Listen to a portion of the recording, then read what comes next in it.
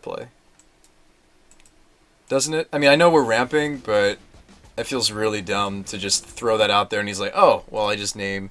Although, in fairness, now he'll name, you know...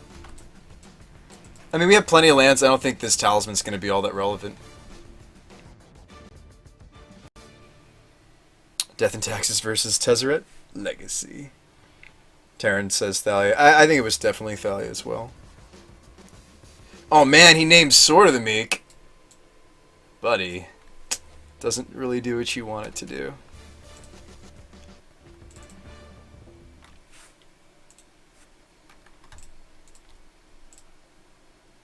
It wouldn't stop me from sword comboing. Alright, now we just need to... So we know his last card, or the last card that wasn't a land that we were aware of was a Thoughtcaster, or excuse me, Thought-Not Seer. So we might just want to fire off this Damnation before he takes it, and then hope to top deck an answer to the Thought-Not Seer. That's fine. I mean, I'm not super excited about that, but I'm not gonna give away a 2-for-1 when I see one, you know. We need a top deck a Tezzeret. Any of them will do. Preferably, actually, at this point with our mana where it is, Seeker. Give me Seeker. Give me a Thopter Foundry. Give me either Thopter Foundry or Seeker. I'll take a Tezzeret Agent of Bolus as well, but those are our best draws. Mangara, yeah, Mangara's scary. I mean, we kill 2. Come on, any of those cards. All right, well, maybe this Inquisition will still hit. Maybe not. Maybe not. It does. Okay. So we're really afraid of this, both of these. Obviously, Displacer is the nuttier of the two. Flicker Wisp is not going to feel good either. But I digress. I think our opponent with the Jeskai match is still timing out over here. Yeah. Well, that's a shame.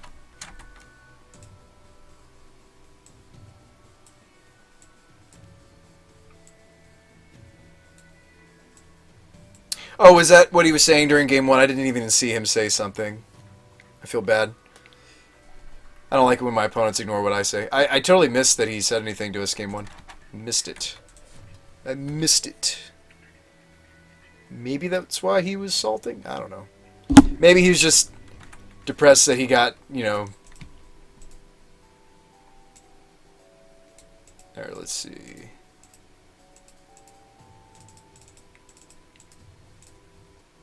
Alright. I mean, he's aware of the Sunken... He saw the Sunken Ruins off the Thought-Not Seer. Can we draw something that's not a mana source? Can we draw... something useful? Give me a Planeswalker, give me a Thopter. I mean, preferably a Planeswalker would be nice.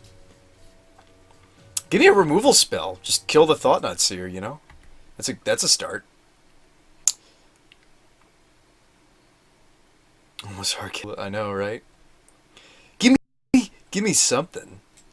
Heck, give me the new card. Give me the Kingpin. I can put the sword on it, and then we've got a oh. Ooh. Oh, he's gonna take the Contraband though. Yeah, he's obviously gonna take the Contraband. Speaking of the new card, we don't get to keep it. You definitely take this. The fact that if I slap the sword on it and it could block the Thought Knot is huge. Yeah, it's gone. Ooh. Oh yeah. I'm trying to think how I want to tap my mana here. Give me some Tezzeret. Oh, you know what? That was really dumb. I should have animated one of the Dark Steels. What the hell am I doing? Why am I throwing it away? Well, you know what? His removal, though, his removal is all exile based. Like, if he's running any removal spells, it's going to be, besides Displacer, of course, well, that's blinking, it's going to be Path. It's not like we're fighting against Lightning Bolts, but I still should have considered if I was going to animating this Citadel. Yeah. I guess we can just animate the Talisman.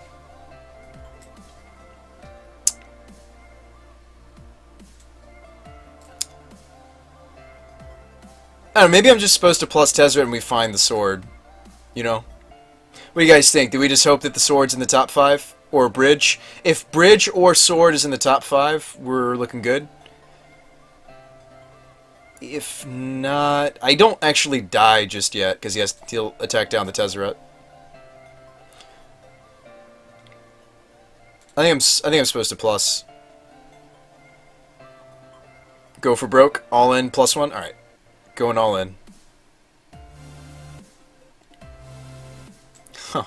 Alright, guys. Do we want foil Thopters, or do we want regular Thopters? I think we go for the foil Thopter token. I think that's the correct play. If I had to choose, take the foil.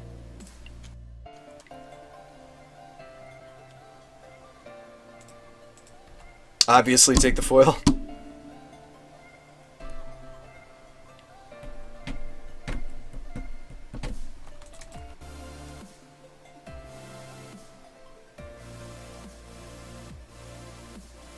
We're doing it, boys and girls. We're doing it. We're doing it Tezzy style.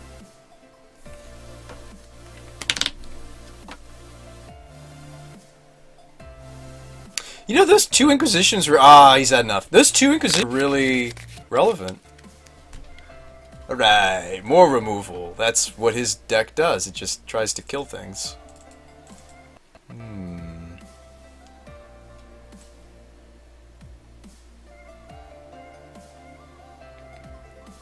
Oh, he's totally going to Stony Silence us, isn't he? Yeah. That deck does run like 3. I'm pretty sure they have like a bunch of Stony Silences. Depending on the version, they can have like a lot of that card. So... that's not good. I mean, you could run the negates to try to stop that. I mean... sure. This is grindy. Maybe I don't need as much, like, mana rocks. Maybe I can slim on these a little bit. Revoker is also random hate for us. Yes, that's true. You could also just be running a Kataki. That's true, Jay. That is true. I don't like what's about to happen to us. Would I play Saheeli combo? We were talking about a Saheeli combo earlier. I didn't come up with it. Somebody in chat was talking about it. Yep, most builds are indeed heavy on the Stonies, so... we'll see how this goes. Do we want Spellskite because it's a roadblock? It's not great when they've got 4/4s and bigger, but could protect bridge. We kind of have to keep that on the table. Cut 2 mana rocks, 1 of each. Oh, did I cut too many? I mean, maybe we should just say if he gets the... oh, he's had enough. I guess we took too long. Speaking of taking too long, guess what match we've won now? This one.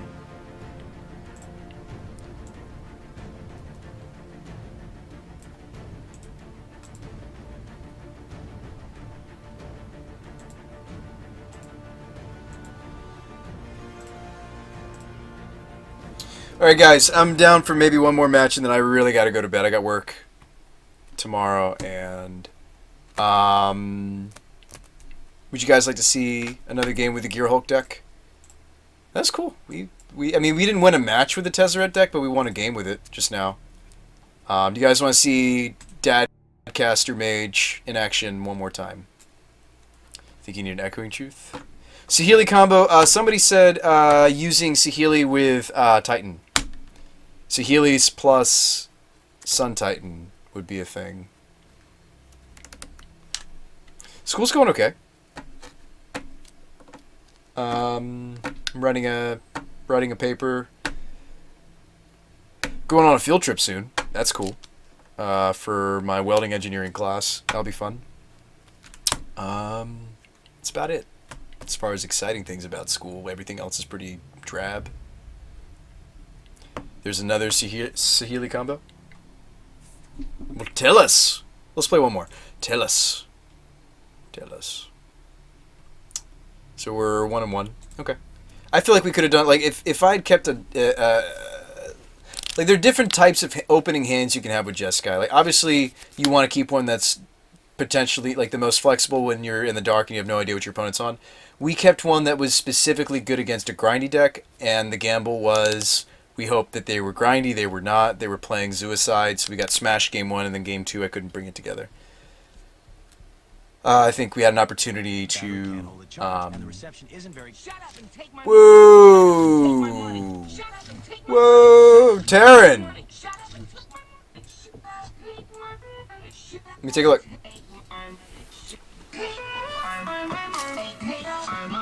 $10 to look at a 10-ticket deck? Absolutely. Oh man, this is the Dust... This is gonna have...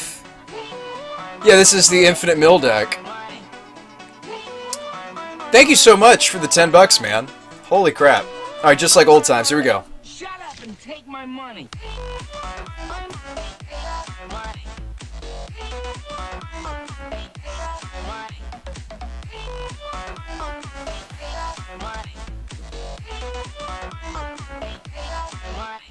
Thank you so much for the $10. Yeah, let's take a look at this. So, this is a Delver variant of the Mindcrank deck.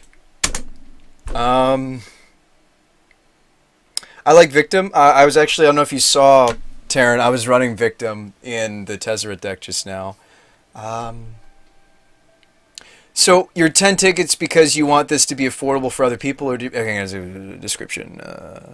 Mindcrank combo, Demir combo shell, trying to get lots of CMC for transmutation. Oh, okay, yeah, so you kind of built it around Muddle a little bit.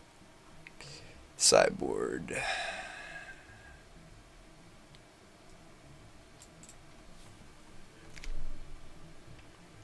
This certainly looks budget friendly. The question is, I like the Rune Chanters. The real question is, whoa, Profane.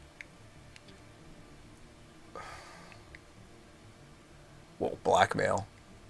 I don't know. I mean, okay, so Infiltrator is your other transmute card. Okay.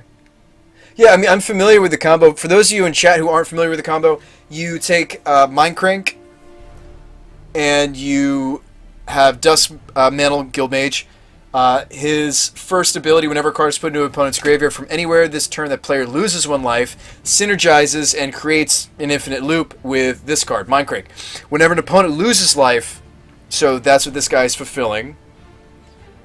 It's actually really cool how that works, because they both keep triggering each other. That player puts that many cards in the top of his or her library into his or her graveyard. So you have those 2 on the table, you activate the Guild Mage, a card is put into the graveyard, they lose a life. Well, because they lost a life, because a card was put into the graveyard, they lose a life. Because they lost a life, Mindcrank's going to put a card in the graveyard.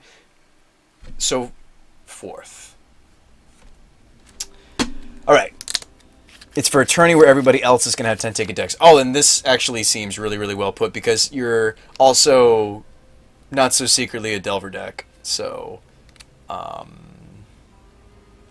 I wish it had sleight of hand. I understand why it doesn't. So flipping the Delver looks like you're just going to have to do that naturally. I think that's a really cool... Terran, were you with us when we were doing the Pauper tournament thing? I'll go ahead and cue us again, but we can keep talking about the deck while we wait. So, were you part of the Card Hoarder Pauper tournament where we had to brew with it, or excuse me, the Modern tournament, the 100-ticket Modern tournament, where we had a specific... I think that's actually a really cool format that card shops could do, because it promotes people buying their cards, okay? They're going to buy the cards. Depending on what threshold you put, if you say, okay, $50 Modern, or $100 Modern, or 100-ticket Modern, 50-ticket Modern, you get people to maybe buy some of your product, but you also are getting people that probably wouldn't play Modern because they're worried about a $400,000, $500,000 deck. They're like, oh, you know what? I could maybe brew a $100 deck and be happy with it and keep it in my collection. And, you know, maybe some of these cards are actually good keeping around. I mean, there's nothing wrong with having, you know, Delvers and I don't think you'd be too disappointed to have a watery